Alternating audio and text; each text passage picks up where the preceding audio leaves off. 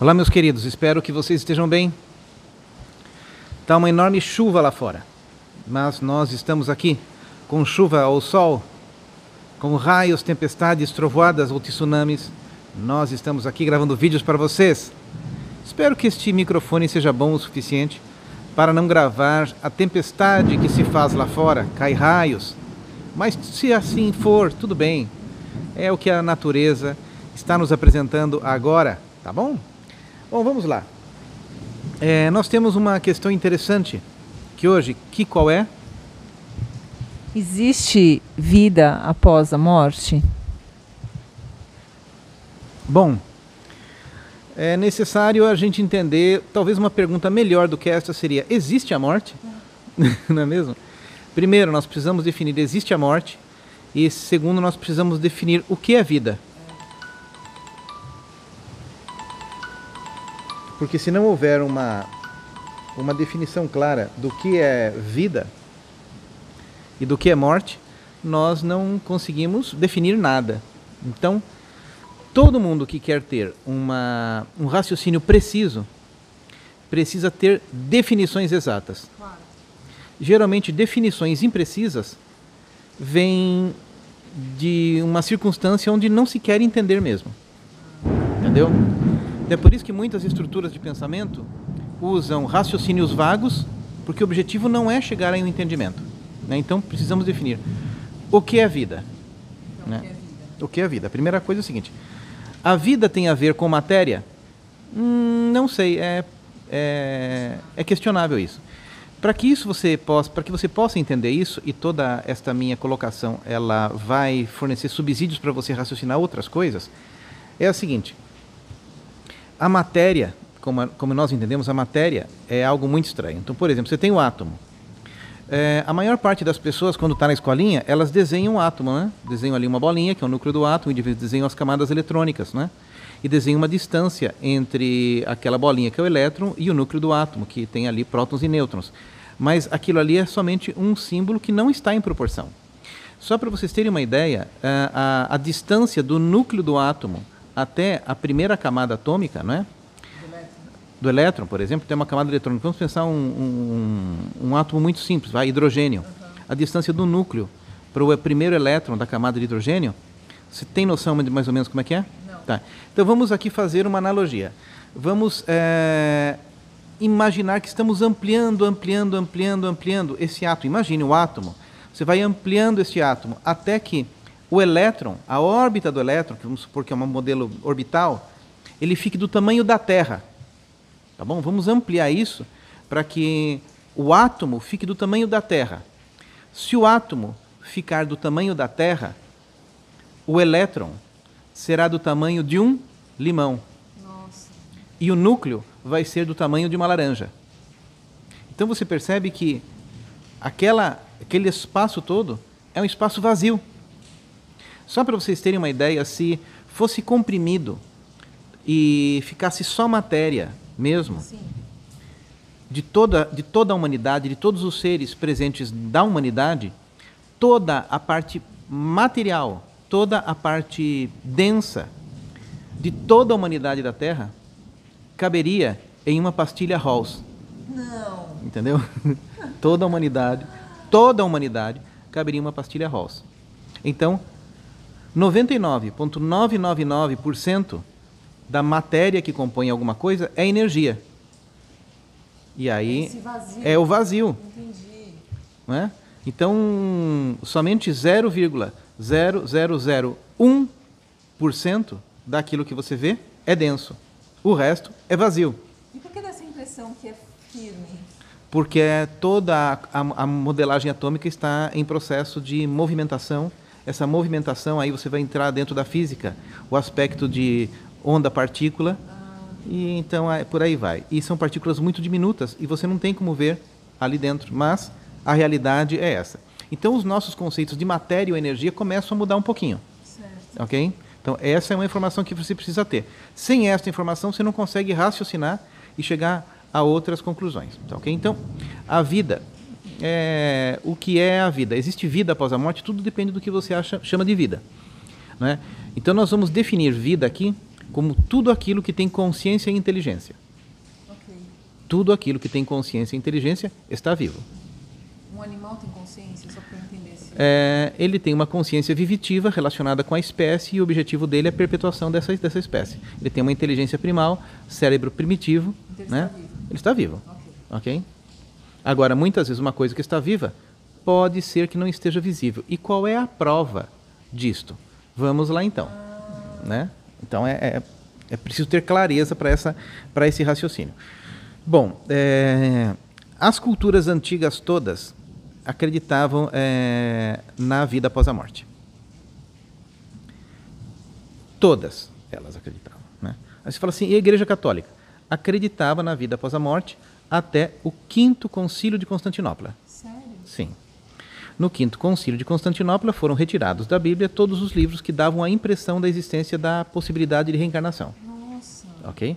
A única questão que sobrou, que não conseguiram ser tirada porque é muito metafórica ainda, é uma passagem de que Jesus possivelmente tenha sido Jonas, aquele que foi engolido pela baleia. Ok? Então isso vazou um pouquinho mais nos evangelhos canônicos, que são escritos pelos 4 evangelistas. Todas as passagens que tratavam da possibilidade de existir a perpetuação da vida, independentemente da existência do corpo, foram retiradas da Bíblia. Né? A própria existência, por exemplo, da transfiguração de Jesus, né, que o católico acredita, mas ele não quer raciocinar. Então. Ele não quer raciocinar. Jesus se transfigurou, então existia vida após a matéria. A desculpa que aí o cristão dá, mas Jesus é Jesus. Mas não estamos falando que Jesus é Jesus. O fato é, se ele acredita que Jesus se transfigurou, é porque existe vida após a matéria. De cara, você já deu uma rasteira no católico, ok? De cara, né? Então, existe vida após a morte. De cara, se ele aceita isso, que é um dos dogmas da Igreja Católica, ele aceita que existe vida após a morte. Pois bem, aí você vai me perguntar, e do ponto de vista científico, como é que isso aí acontece? Bom, do ponto de vista científico, independentemente de religiões, geralmente aquele que tem dúvida sobre a vida após a morte, ele tem a dúvida, mas na verdade ele não tem a dúvida. Ele tem medo. É diferente. Né? Porque vamos supor, eu tenho a dúvida se existe vida após a morte, mas não tenho medo. Onde eu vou? Eu vou na Federação Espírita, eu vou num centro espírita. O Brasil tem milhares de centros espíritas, onde, por exemplo, muitas pessoas se comunicam até com os seus pais que já morreram, e os seus pais que já morreram por intermédio de um médium chamam você de apelidos de infância que só você sabia. Né? Isso acontece em todo o centro espírita. Né? Então, essa questão não é da pessoa que tem dúvida, é da pessoa que tem medo. É coisa completamente diferente. A dúvida é uma desculpa para a não admissão do medo. Entendeu? Então, voltando à questão.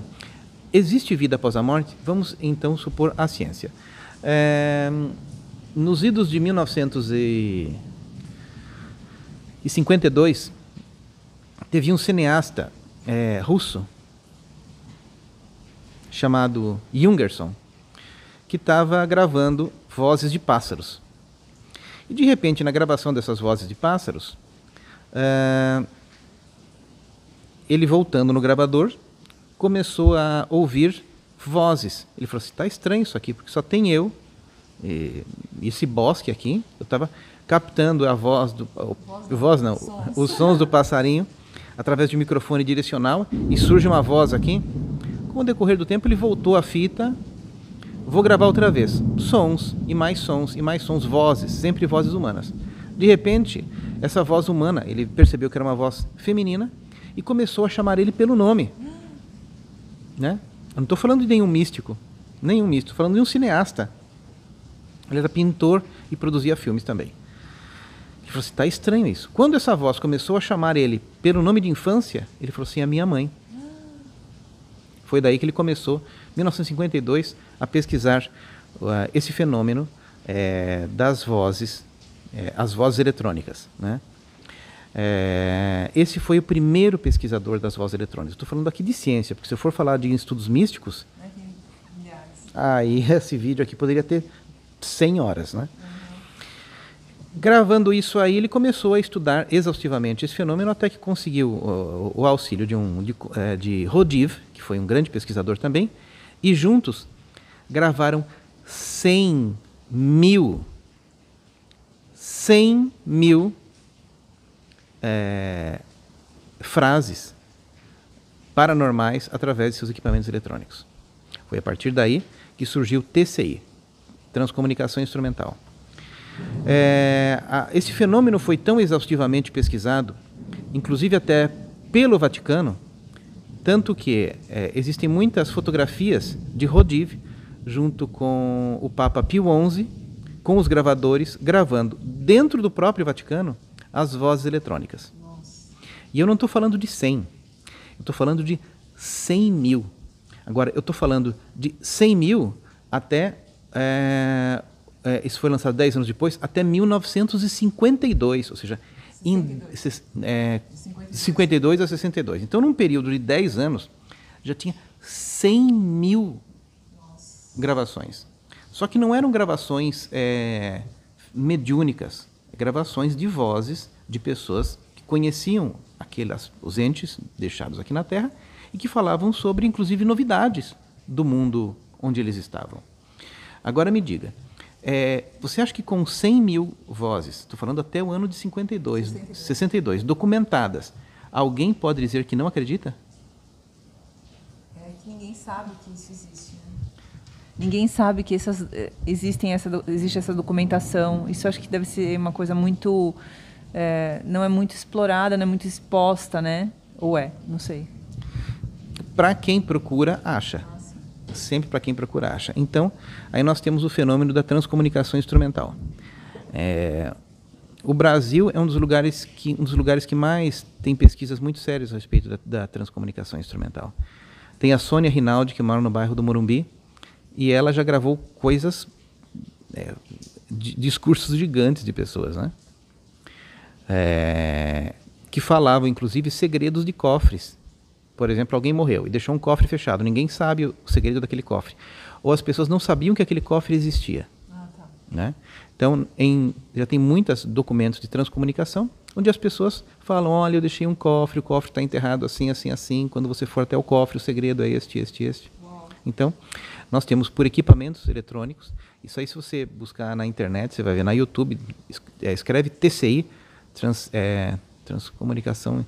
TCI é o nome da coisa, né? Que é transcomunicação instrumental. Transcommunication,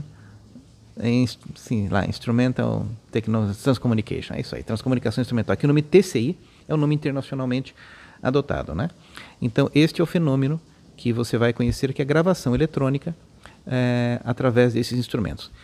O Vaticano, ele teve que admitir tudo isso, eu estou falando da própria igreja, teve que admitir tudo isso, porque na igreja teve um padre chamado... Esqueci o nome. Isso porque eu escrevi até uma carta para ele, nos anos 80. Escrevi uma carta para ele, é um padre beneditino. Se vocês lembrarem, escrevam o nome aqui embaixo.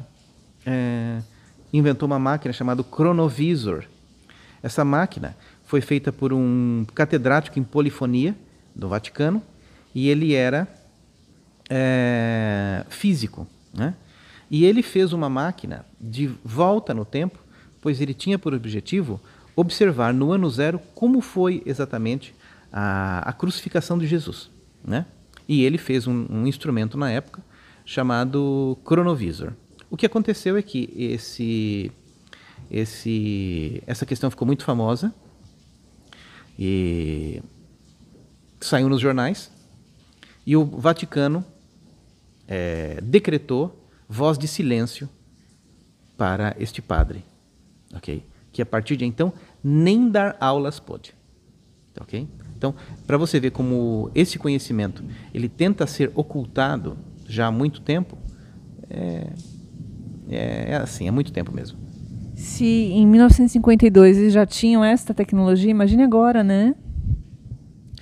Então, existem transcomunicações instrumentais por vídeo e fotografia. Eu, quando fui no México fazer um curso a última vez que eu fui, com Drúvalo, eu fiquei algumas horas na casa de um mexicano, e que ele me mostrou gravações de vídeo que ele fazia. Então, ele não só tinha gravações de áudio, como ele tinha gravações de vídeo do além. E da mesma forma que existem grupos aqui no Brasil e em todo o mundo tentando se comunicar com o mundo invisível, e fazem estações de rádio.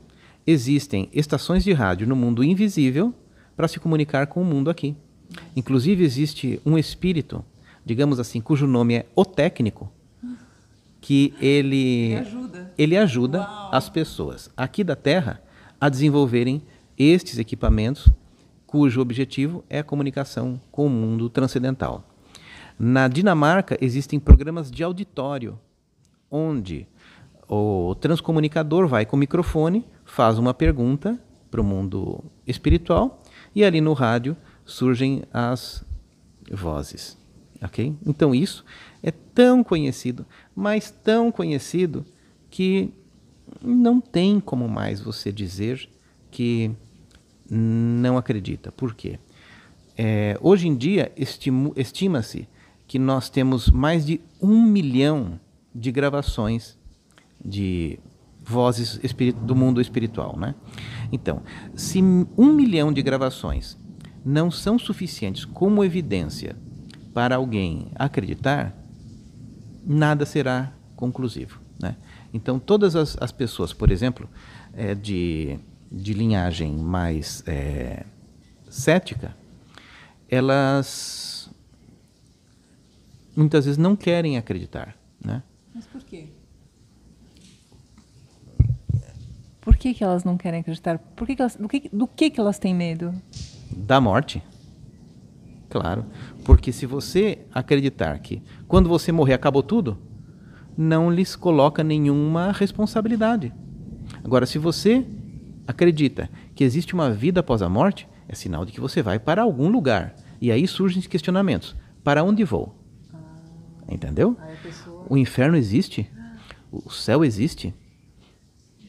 Para onde eu vou? Então, em função do medo disto, é melhor eu criar um bloqueio dizendo assim,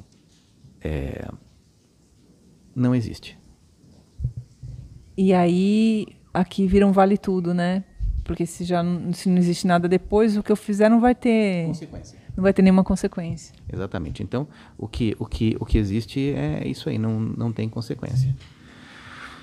Algumas pessoas perguntam, e nos seus cursos de Tantra você trata disso? Não, porque o curso de Tantra não tem nada a ver com espiritualidade, né? Inclusive, nos meus cursos de Tantra, não se é permitido ficar falando de coisas de vida passada. Peraí, espiritualidade ou espiritualidade ou espiritismo? Porque eu acho que o Tantra é só espiritualidade, não espiritismo, né? Mexer com essas histórias de vida após a morte ou etc.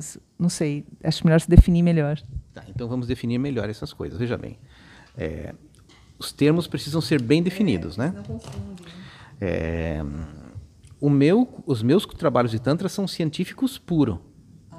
Então nunca vou falar de vida passada, de vida futura, de vida de coisas invisíveis, porque eu trato dos pacotes emocionais que tem no seu sistema, das memórias que existem como memórias musculares, das memórias celulares e de como o seu cérebro atua armazenando essas memórias e como você pode transcender isso tudo. Então eu trato aqui do agora. Então eu nunca vou tratar dessas histórias. Então o Tantra não trata disso. Muitas vezes quando eu falo um tema como este, as pessoas acham que o Tantra tem a ver com isso. Não, o Tantra não tem nada a ver com isso. Muito pelo contrário, o Tantra não trata em absoluto disso. Tanto faz o que você fez ou deixou de fazer, se você acredita ou não acredita em vida passada, o Tantra não trata disso. Agora, as questões de vida passada são verdadeiras ou não são verdadeiras? Aí é outra questão. Aí o que trata da veracidade das coisas é a ciência.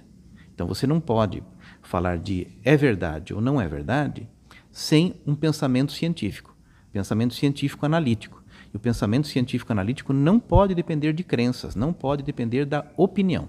Ele vai valer de amostragens, de evidências e provas. Okay? Então, quando você tem 100 mil evidências, isto por si constitui prova. Ok?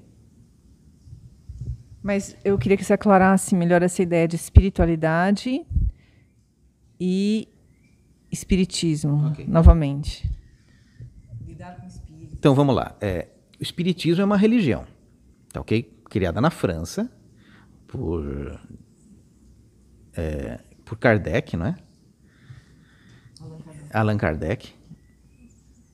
E espiritualidade é um conceito, é um termo novo que engloba a ideia de que você não é só aquilo que você vê.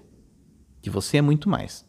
Agora, esse termo espiritualidade, ele caiu em desuso quando a ciência, quando surgiu a física quântica. Então, desde 1920, 1930, esse termo já começou a existir em desuso. Porque se, por exemplo, dentro da física quântica, você tem comprovação dentro de um acelerador linear de partículas, que uma partícula pode se bilocar e estar em 2 lugares ao mesmo tempo, uma partícula física pode se deslocar e estar em 2 lugares ao mesmo tempo, você já tem que acreditar na bilocação. Okay? Se você tem partículas que conseguem se atrasar no tempo, você consegue acreditar em viagem no tempo.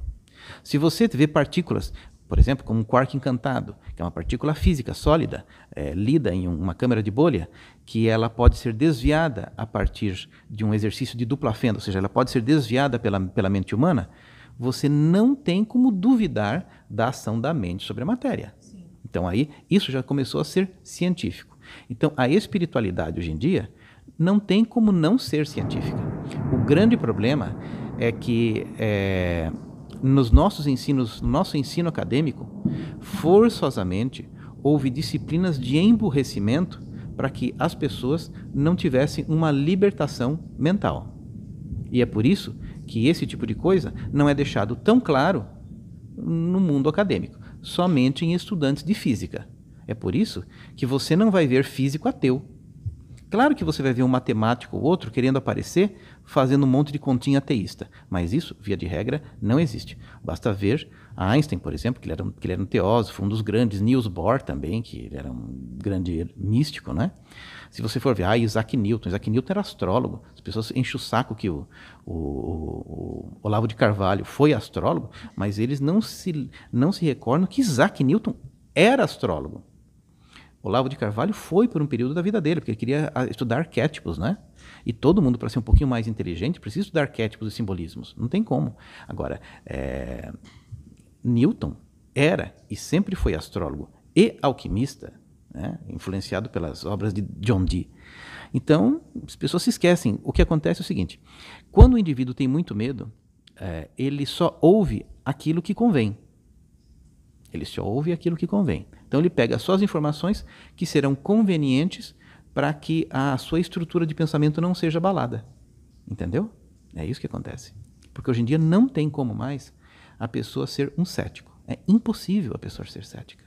Muita prova, né? Porque tem demais, não tem como, a quantidade é astronômica mesmo, né? Fora, por exemplo, existem centros espíritas aqui no Brasil, onde existem materializações, centros espíritas que tratam de materializações, né? Onde você vê em médios que têm um potencial ectoplasmático muito grande, conseguir fazer materializações onde existem, por exemplo, centros espíritas de efeito físico, onde o espírito se materializa, entre aspas, ele se torna visível, coloca suas 2 mãos em uma cumbuca que tem parafina derretida e as tira. E depois coloca essas 2 mãos em uma superfície e se desmaterializa. E você vai ver lá, estão as 2 mãos tridimensionais como prova daquilo. Isso existem centenas, né? Tem gente que fala assim, mas eu nunca vi. Você nunca viu, coincidentemente, porque você nunca foi no centro espírita. Né? Então é assim, isso existe muito. E essa é uma prova inequívoca, porque não tem como fazer uma forma das mãos se desmaterializar depois. Né? O que você teria como fazer, mais ou menos, seria com uma luva, tipo assim, bexiga, mas a parafina gruda na bexiga. Né? Não teria como fazer não tem como fazer. Então, existem essas provas no mundo todo. E o Brasil, por ter uma quantidade maior de centro espírita, muito mais até do que na própria França, existem sessões de efeito físico com muita frequência. Né? Então, não tem como a pessoa não acreditar em vida após a morte. Não tem como mesmo. Pode perguntar. Tem muitas evidências também de pessoas que contam histórias, crianças especialmente, que contam histórias impossíveis de serem contadas de onde ela estava antes, né, essa criança. Ela descreve coisas que só aquela pessoa no passado poderia saber. Então, isso tem muitos casos, né? Então, acho que também isso seria uma outra evidência de que o espírito, ele ele sai de um corpo, mas ele continua em um outro corpo, numa outra vida, certo?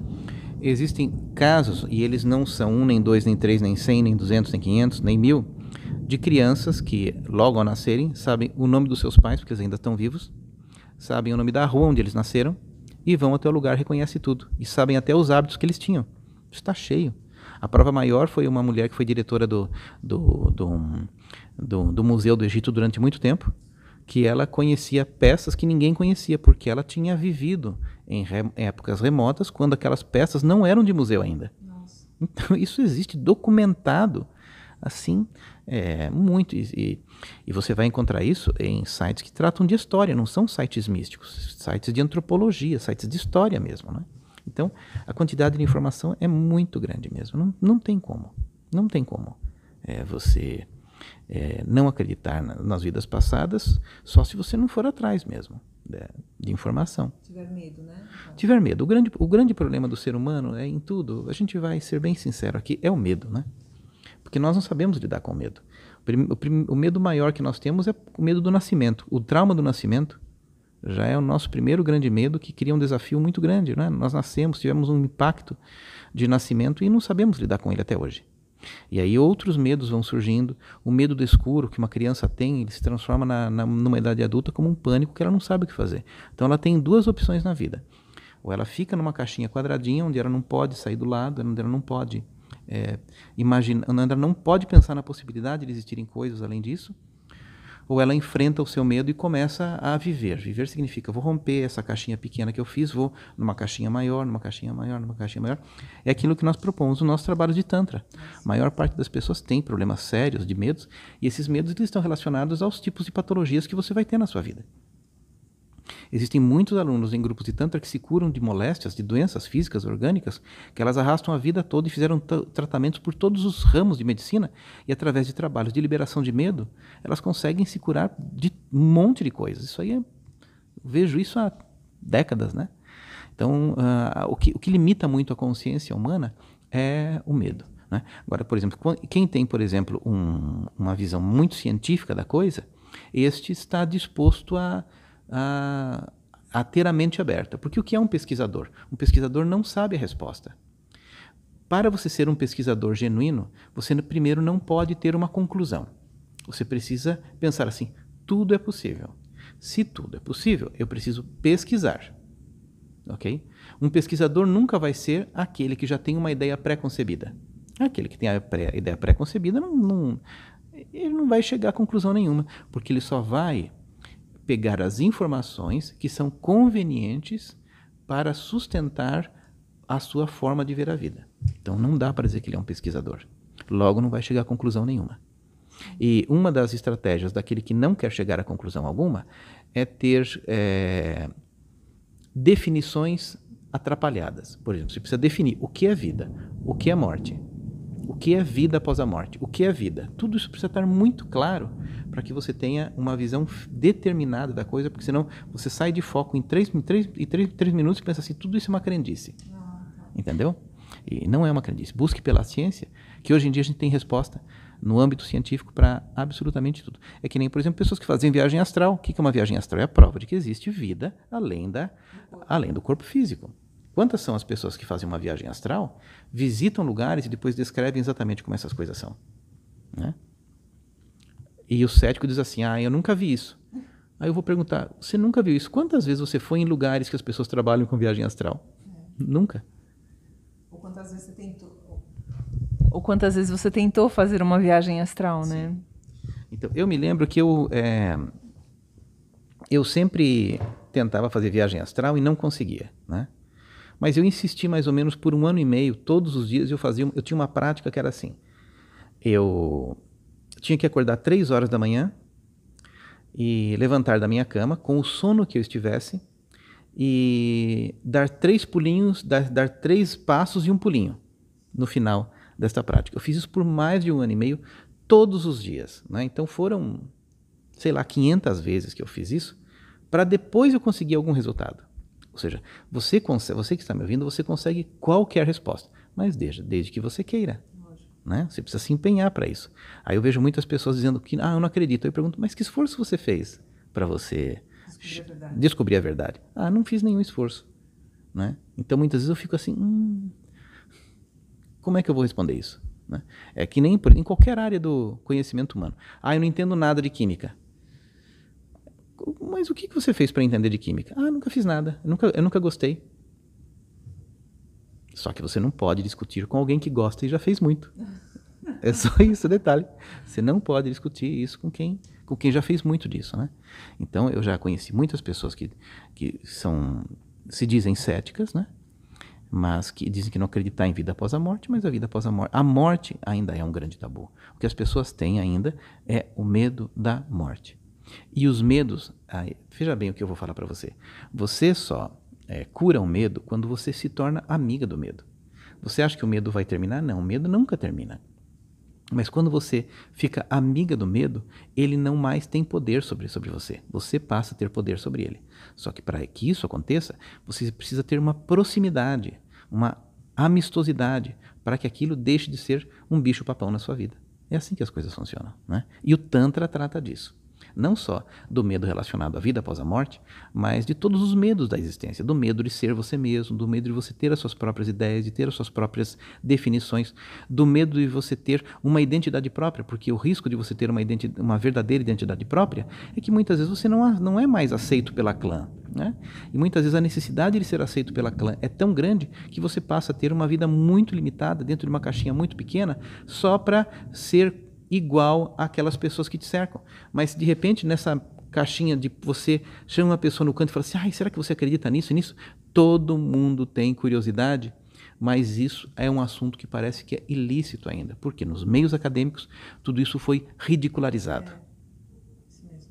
Nos meios acadêmicos tudo isso foi absolutamente ridicularizado e parece que quando nós falamos sobre esses assuntos, nós estamos falando de crendices passíveis de chacota, né? Então existe todo um plano para a ridicularização de todo o conteúdo, de todo o assunto que leva o indivíduo a uma verdadeira libertação.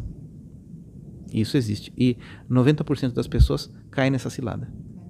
É assim que acontece, com vida após a morte, com, sei lá, com qualquer outro assunto relacionado a isso tudo. Ou seja, se você pesquisar na internet, Jungerson, Rodiv, TCI, o padre lá que eu esqueci, que o padre... Como que eu fui esquecer o nome desse padre? Até escrevi uma carta para ele nos anos 80, eu e meu pai fomos até o mosteiro de São Bento, ele era beneditino lá de Roma.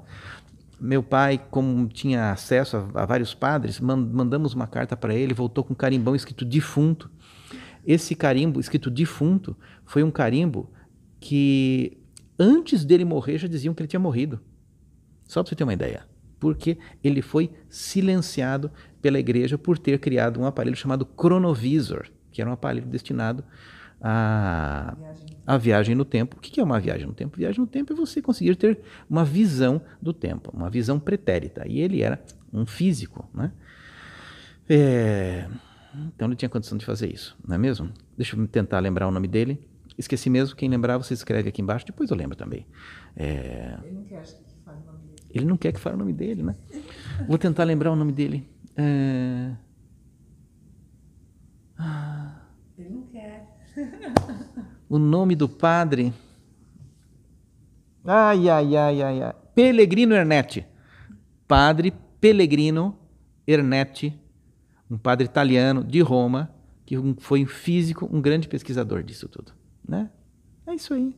Então tem muito material para vocês pesquisarem. Em breve, eu quero voltar a fazer umas coisas de rádio. Por isso que eu sempre peço para as pessoas, se elas tiverem rádios antigos, rádios velhos, que queiram me doar, é muito bem-vindo esses rádios aí, tá bom? Se você tiver um rádio velho na sua casa, não estou falando velho caindo aos pedaços também, né?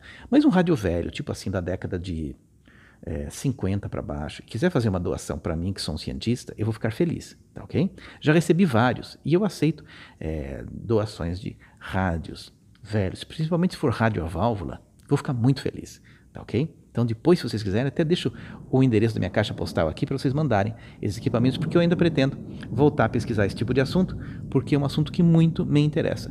É a conexão com o mundo invisível através de equipamentos técnicos. Por isso que existe transcomunicação instrumental. Nós temos uma coisa chamada transcomunicação mediúnica. A transcomunicação mediúnica é quando nós criamos uma interação de informação através de um médium, através de uma pessoa que intermedia o processo. Por isso que é transcomunicação mediúnica. E temos a transcomunicação instrumental, que é aquele no qual não nos valemos de um intermediário humano, nós nos valemos de um intermediário tecnológico. Rádios, TVs e mais recentemente computador. Okay? Tem casos até de transcomunicação instrumental que o mundo espiritual grava em pendrive filmes. Okay? Isso já tem. O pendrive é gravado com filmes e depois você pode ir lá ver o filme que foi gravado pelo mundo espiritual. A maior parte deles é transmitido por uma estação chamada Estação Rio do Tempo, que é uma estação que existe no mundo espiritual, tá ok? Então é isso, meus queridos. Tem um material tão infinito para vocês pesquisarem aí. Tem tanta, mas tanta coisa, né? Que você vai ficar feliz em pesquisar essas coisas todas, tá bom? É isso aí. Você quer falar alguma coisa mais? Então tá bom. Fico feliz com vocês estarem aqui. Se tiver pergunta, escrevam aí. A gente responde, tá bom? Deem um joinha, porque isso colabora muito para a relevância dos temas que nós abordamos em nosso canal. E em breve nós estaremos falando sobre alguns outros temas de relevância. Se nós entendermos tudo isso, e se nós entendermos a naturalidade com que essas coisas aconteçam, a nossa vida consegue ficar muito mais leve. Nós entendemos a relação do karma, a lei de causa e efeito, e nós começamos a dar valor efetivamente às coisas que verdadeiramente as têm. É isso que é importante, tá? Então é isso aí. Até o futurinho próximo.